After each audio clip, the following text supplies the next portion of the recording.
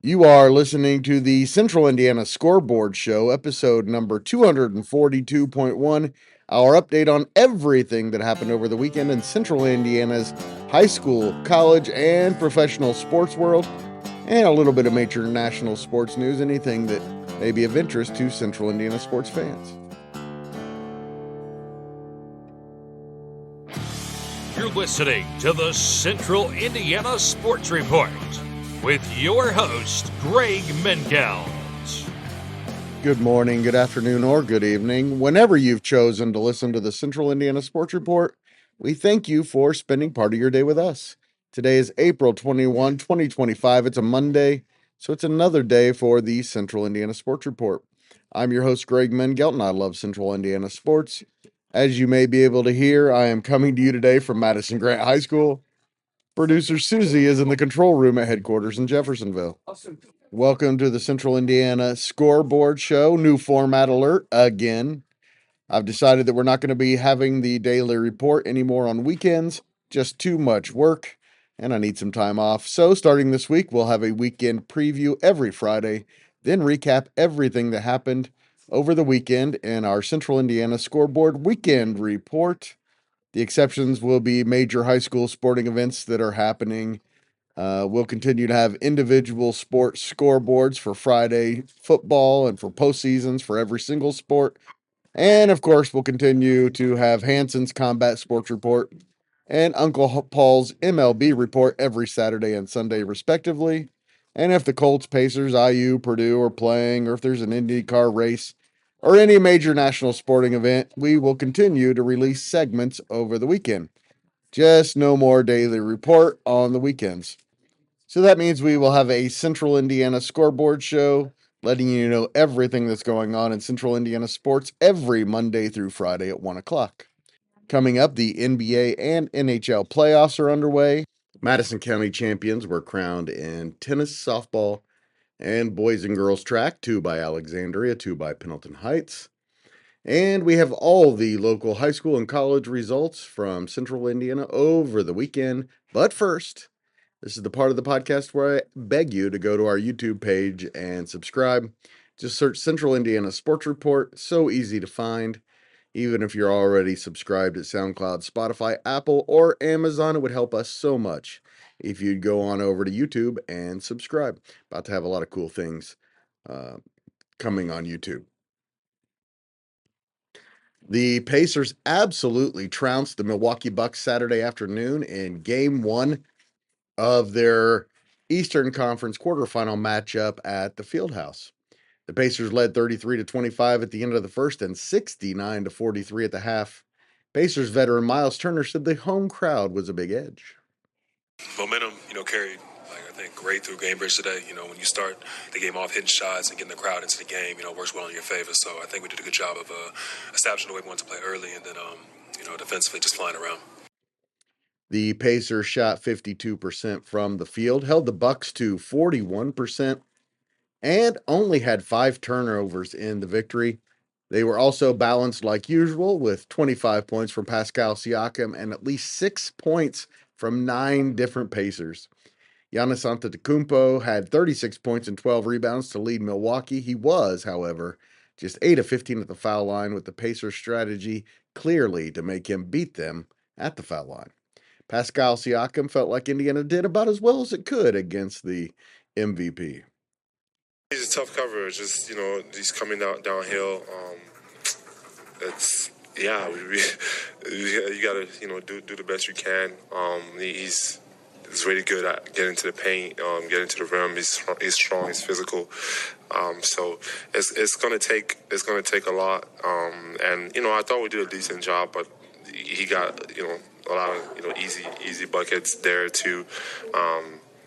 And we just gotta continue to make it as hard as we can on him. It's a tough job for sure. Game 2 is back at the Fieldhouse on Tuesday, and Pacers head coach Rick Carlisle said he expects it to be a lot different than Game 1. I thought the first half, our level of persistence was good, and it was consistent. Things stalled out some in the third quarter. I got to look at it. I haven't looked at any of the film yet. But the series is 1/7 over, and game two will be monumentally more difficult than this one. Also, Saturday in the NBA playoffs, the Timberwolves made 21 threes, and their bench outscored the Lakers 43-13 in a 117-95 Game 1 win in Los Angeles. Nikola Jokic had 29 points, 12 assists, 9 rebounds, and 3 steals, and Russell Westbrook was clutch down the stretch as the Nuggets beat the Clippers in a 112-110 come from behind overtime victory. And the Knicks looked beat until a 21-0 fourth quarter run gave them a 123-112 win over Detroit. On Sunday, the Warriors won a defensive battle, 95-85, to steal home court from the Rockets. Steph Curry scored 31. The Thunder beat the Grizzlies by 51. Reigning world champion Boston pulled away from the Magic in a 103-86 victory. And the top seed in the East, Cleveland, had no trouble with the Heat, 121-100. The NBA announced its finalists for its season awards. The finalists for MVP are Nikola Jokic, Giannis, and Shai Gilgeous-Alexander. Definitely the right three. Evan Mobley, Dyson Daniels, and Draymond Green are the Defensive Player of the Year finalists. Daniels, Cade Cunningham, and Clippers big man Ivanka Zubac are the three finalists for Most Improved. And Zachary Rishishar, Stephon Castle, and Jalen Wells are the Rookie of the Year finalists. The NHL playoffs also got underway this weekend. The Hurricanes beat the Devils 4-1, and the Leafs beat Ottawa 6-2 in the Eastern Conference playoff game once Sunday. In the West, the Golden Knights beat Dallas 4-2 on a late goal and an empty netter. On Saturday, top seed Winnipeg beat the Blues 5-3 with 2 goals in the final minute and 36. And the Avalanche took an early series lead by beating Dallas 5-1. The Blues Jets game 2 is at 7:30, and Avalanche Stars game 2 at 9:30 on Monday. The game ones also continue Monday with Montreal at Washington at 7, and the Oilers at the Kings at 10.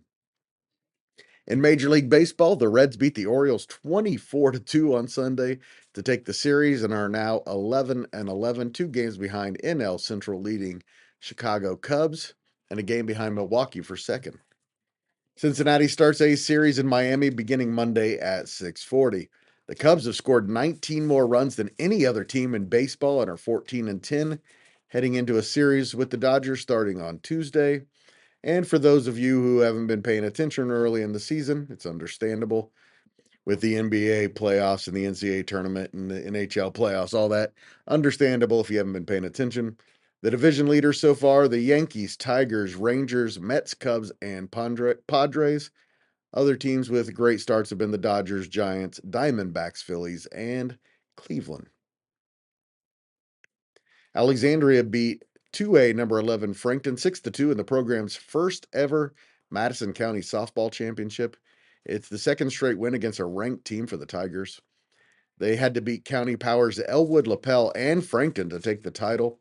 Brindley Humphreys allowed 3 hits and just 2 unearned runs and struck out 11 Eagles. Riley Thomas was 2 for 4 with a home run, 2 RBIs, and 3 runs. Natalie Morrow and Humphreys each had 2 hits. Top-ranked LaPel finished third in the county, rebounding from their first loss of the season to Alexandria in the semifinals with an 18-4 win over Anderson. Ava Everman had 5 RBIs, and Tatum Harper doubled twice, scored 4 times for the 8-2 Bulldogs.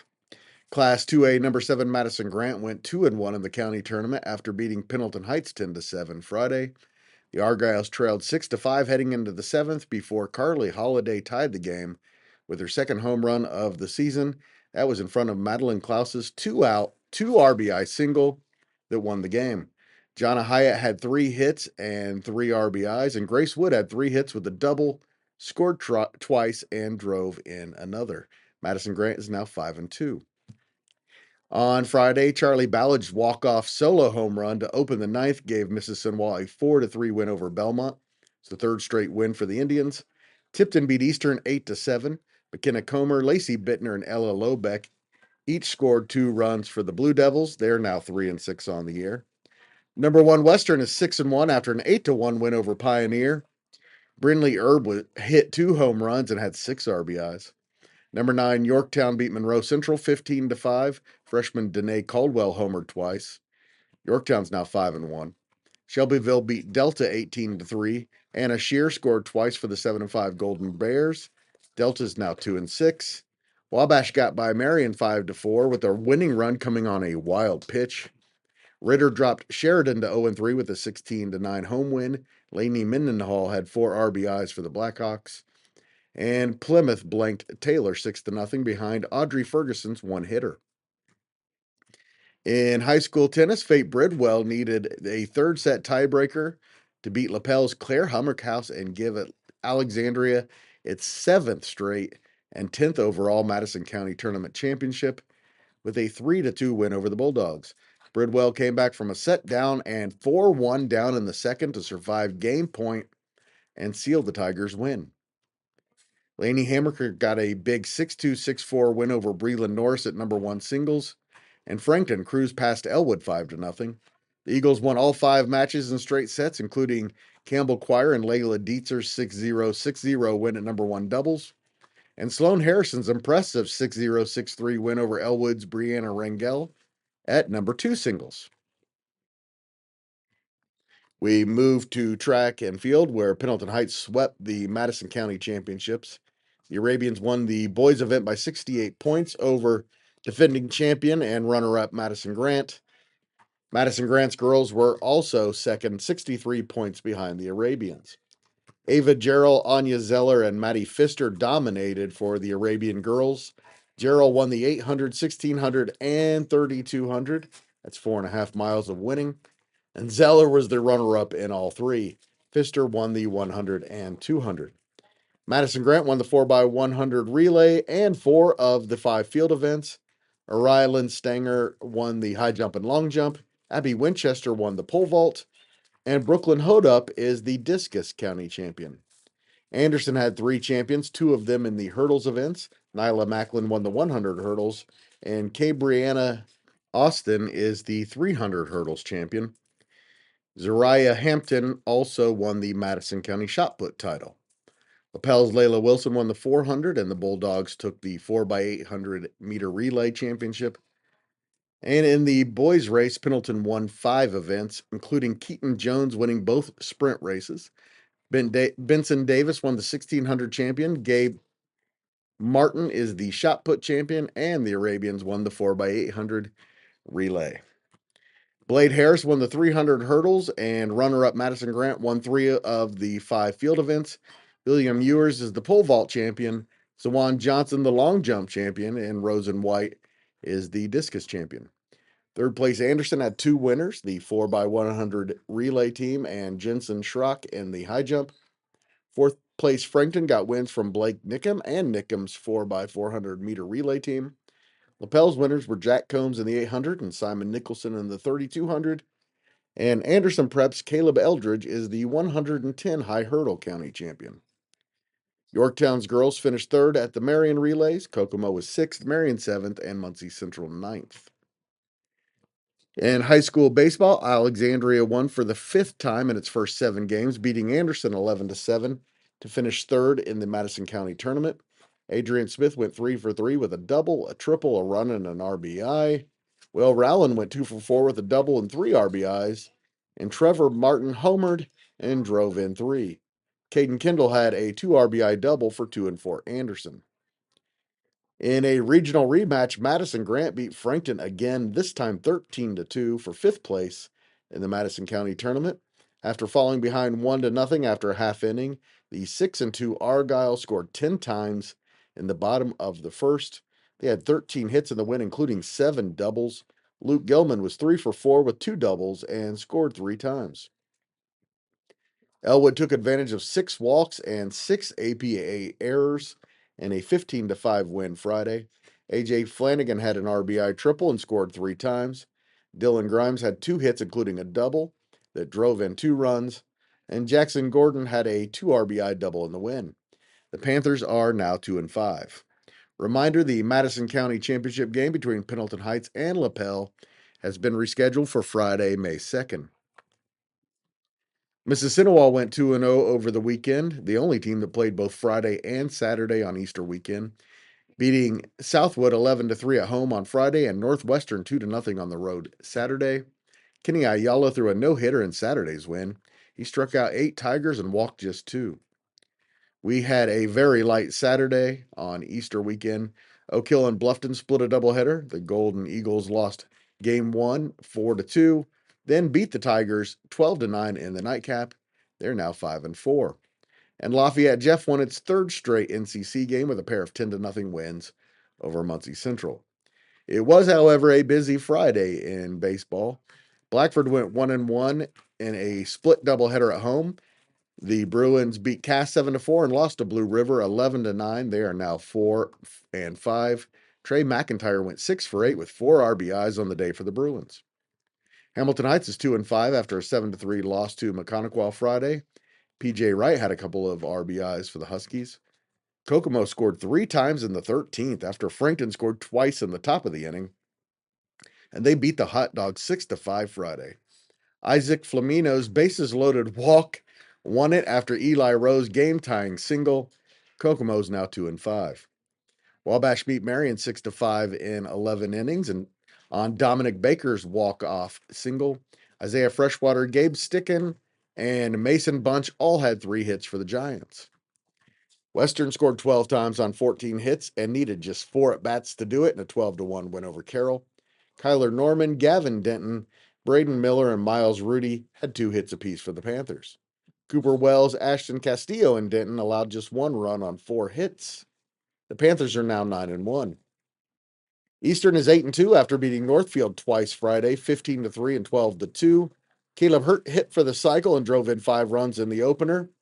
His home run was one of 5 for the Comets. Owen Toll, John Warren, Alistair Schrock, and Bentley Hollinger also homered. Trey Beachy was 3 for 3 with 2 RBIs in the nightcap. We moved to college baseball after losing game 1 in the series Thursday. Ball State took the final 2 with wins Friday and Saturday against Western Michigan. In those wins, the Cardinals scored 39 runs and gave up 30. They won 23-18 and 16-12. Friday's game took 6 runs in the 9th and 9 RBIs from Dylan Grego to get the win. Grego homered 3 times in the win and also had a single, drew a walk, and scored 5 times. Ball State needed 5 runs in the 9th to win Saturday. Alex Richter homered and had 5 RBIs in the win, and Grego had a double, a triple, and RBIs number 11, 12, and 13 of the weekend. Ball State is now 29-12 overall, 15-3 in the MAC. IU took the rubber match against Maryland on Easter Sunday in Bloomington, 15-5 in 8 innings. Devin Taylor and Corbin Dickerson each homered and drove in 4 runs, and Jake Hanley homered twice in the win. The Hoosiers also beat Maryland 7-6 Friday on Will Moore's walk-off single. Dickerson had another huge performance in that one, going 3 for 5 with a double and a game-tying solo home run in the 8th. The Terrapins won 17-4 in 7 innings Saturday. Purdue is 24-15 after taking game 3 of the series at Penn State with an 11-8 win, coming back from 8-3 down. They lost 10-2 and 13-6 on Friday and Saturday. But on Sunday, it was a small ball 8 that gave the Boilermakers the 3 runs they needed to salvage the series. Brandon Anderson had a couple of doubles, scored twice, and knocked in 2. Logan Sutter also had 2 runs and 2 RBIs, and CJ Richmond drove in 3 on his 2 singles. Crossroads League champion and 10th-ranked Taylor swept Indiana Wesleyan 8-5 and 7-3 Saturday. Mason David was 5 for 9 with a home run, 5 runs, and an RBI. Braden Manning 4 for 6 with a home run, 3 RBIs, 2 walks, and 2 runs on the day.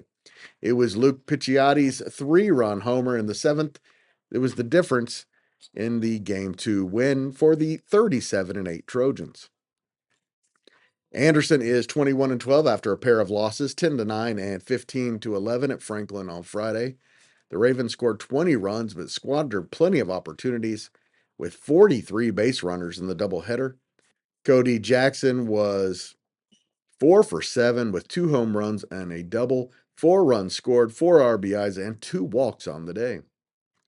IUK split 2 at Rio Grande Friday. The Cougars opened with a 12-6 win by scoring 7 in the fifth and looked on their way to a sweep with a 10-5 lead after 4 innings in the second game. But the Storm scored 3 times in the fifth and 5 in the sixth, and Huáscar Martinez hit a walk-off home run in the eighth. IUK is now 19-25. And to college softball, Indiana Wesleyan maintained a game lead atop the Crossroads by splitting a Friday doubleheader with Marion. Marion drew even with the Wildcats in the standings after a 14-3 Game 1 win before Indiana Wesleyan's 11-2 win in the nightcap gave them the lead in the conference back. In the win, Abby Harvey was 4 for 4 with 2 doubles, her second home run of the season, a grand slam to give the Wildcats a 7-0 lead in the second and finish the game with 9 RBIs. IU split a weekend 2-game series at Nebraska, winning game 1 6-2 Friday before a 12-4 loss on Saturday in 5 innings. The Hoosiers trailed 2-1 after 5 innings of the win, but Taylor Minnick's bases clearing double in the sixth gave the Hoosiers the lead for good. Purdue swept Illinois and West Lafayette over the weekend, taking a doubleheader, 6-2 and 1-0 in 12 innings Friday, and a 7-3 win Saturday. Kendall Klochak and Maddie Eilish combined on a 5-hit shutout, and Chloe Banks drove home Olivia Meeks with 2 outs in the 12th for the winning run in Friday's nightcap. Maura Condon homered and Ashlyn Campbell tripled in the Boilermakers' 5-run sixth in Saturday's win. Purdue's now 25-17, and Anderson was swept 4-2 and 10-6 at Franklin on Friday. The Ravens are now 8-16. And now you know everything we know about what happened in Central Indiana sports over the weekend. Thank you so much for listening. If you're interested in the Central Indiana Sports Report continuing to grow and thrive, please share these segments with your friends and family. We humbly thank you in advance.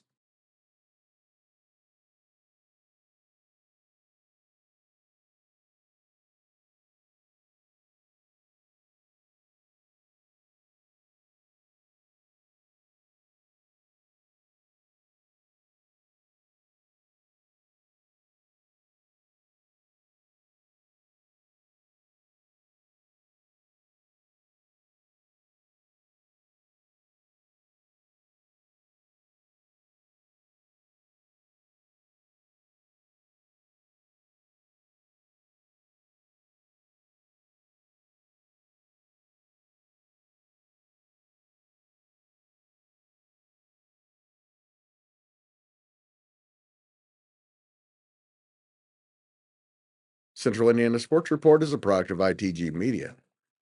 And I love Susie.